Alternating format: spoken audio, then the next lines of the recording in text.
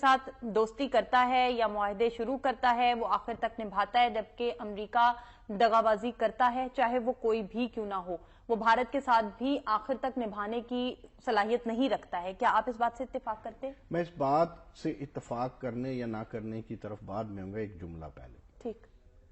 یہ جو بھارت کا جنگی جنون ہے نا، بظاہر ہے نہیں ہے،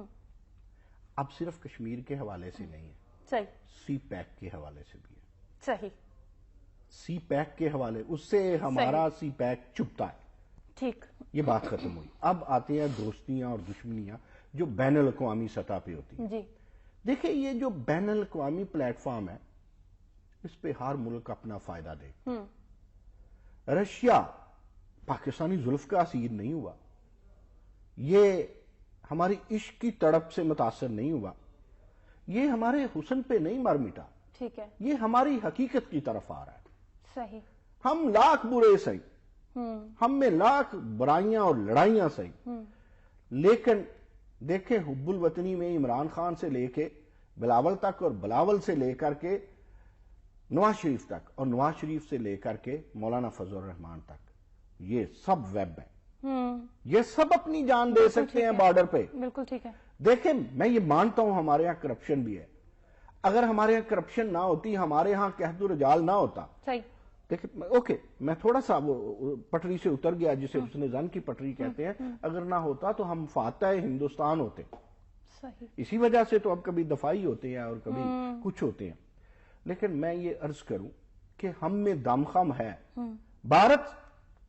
کو بھی یہ جان لینا چاہیے جو رشیا نے جان لیا۔ آپ کے سوال کے جواب کی طرف آتے ہیں، بھارت کو بھی جان لینا چاہیے جو رشیا نے جان لیا۔ اب رشیا نے کیا جان لیا؟ رشیا نے جان لیا میرا ہمسایہ ہے پاکستان، پہلی جانکاری ٹھیک، تسلیم کر لیا نا۔ جی، دوسرا اس نے سمجھ لیا کہ نیوکلیئر پاور ہے، پاور از پاور۔ تیسری بات اس نے کہا سی پیک کی مجھے بھی ضرورت پڑ سکتی ہے، جغرافیائی طور پہ وہ کوئی ہم سے دور نہیں ہے۔ تیسری بات کہ اس نے کہا کہ یہ جو اقوام عالم کا جسم ہے اس میں پاکستان ایک اہم آرگن ہے، مجھے مان لینا چاہیے۔ نمبر نیکسٹ اسے یہ بھی نظر آیا کہ پاکستان کی اکنامکس اوپر جا رہی ہے۔ نمبر 6 اسے یہ بھی سمجھ آ گئی کہ یہ جو ماضی میں شور ڈالتا تھا اس کا دوست، جسے آپ نے ابھی امریکہ کی کچھ سیلینٹ فیچر بھی بتائے، جی، تو اس نے کہا نہیں یہ دہشت گرد ملک نہیں تھا، صحیح، یہ تو ابھرتی ہوئی ایک طاقت ہے، گو تھوڑی سی دیر ہو گئی، ایویں تو نہیں اس پہ چائنا فریب تھا، بلکہ اس کو مجھے 7th پہ لے جانے دیں۔ جو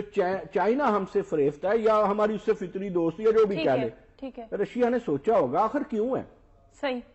چائنا کے متعلق ایک بات مشہور ہے کہ چائنیز ایک ایسی تہذیب کا نام ہے جو ایک بوڑھے شخص کی طرح سوچتی ہے، یعنی بوڑھے شخص میں ہمیشہ تدبر ہوا کرتا ہے، وہ لڑائی مارکٹائی کی طرف نہیں آتا، تدبر کی جنگ لڑتا ہے۔ صحیح، تو اتنی تدبر رکھنے والی قوم چائنا اگر پاکستان سے محبت کر سکتی ہے تو میں رشیا کیوں پیچھے رہوں۔ پھر اس نے سمجھ لیا کہ جس نے مجھے افغانستان میں کامیاب و کامران نہیں ہونے دیا تھا، اس کا مطلب ہے کہ اس کی کچھ اہمیت ہے، بالکل ٹھیک، اور جس کی اہمیت ہوتی ہے اس کی افادیت بھی ہوا کرتی ہے، بالکل ٹھیک، میرا خیال ہے آج 8 ہی رہنے دیں، ویسے اس کے 18 ہوں گے، تو بالکل دس از دا ریزن بالکل ٹھیک، کیوں ہماری طرف لپکا ہے، بڑا ہے، یا دوستی کے ہم دامنگیر ہوئے ہیں، دوستی کے دامن تھامے ہم نے رشیا کے ساتھ، بالکل کچھ تو ہم میں ہے۔ اور میرا خیال ہے کہ اب بھارتی وزیر اعظم کا معاملہ یاد ہے، ایک دن آپ نے عرفانہ کہا تھا کہ مودی از خود بھارت کے لیے خود خطرہ بنتے جا رہے ہیں، بالکل، ہن میں نہیں روندی،